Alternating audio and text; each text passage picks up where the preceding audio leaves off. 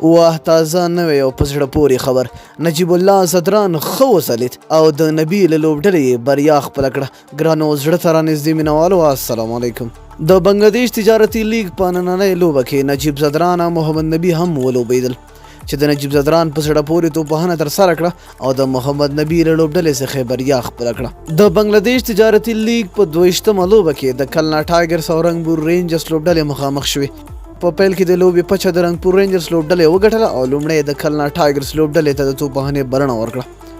کلنا ټایګرز په ټاکلو 16 اورونو کې د 20 لوبغاړو په سوځېدو 102 منډې وکړې چې له ډلې یې لوبډل مشر مشفق الرحیم 950 افغان توپوهونکی نجیب الله زدران په 6 توپونو 140 منډې وکړې او نجم حسین شانتو 13 منډې ترلاسه کړې.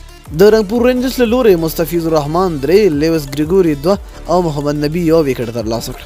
محمد نبي په 4 اورونو کې تر ټولو کمې 14 منډې ورکړې. د کلنا ټایګرز له لورې شاهد الاسلام په زړه پورې توپچونه ترسره کړه چې 4 وکټې ترلاسه کړې. همداراس محمد عامر، روبي فرلینګ او شفیع الاسلام یو وکټ ترلاسه کړې. کلنا ټایګرز د 250 منډو په توپیر د رنګپور رینجرز لوبډلې ته ماته ورکړه او د لوبې د غوره لوبغاړي جایزه شاهد الاسلام ترلاسه کړه.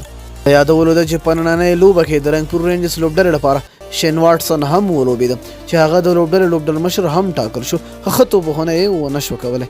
نو ډېره مینه او مننه چې ویډیو مو راسره ولیدله. تر بیا بلې ویډیو د الله په امان.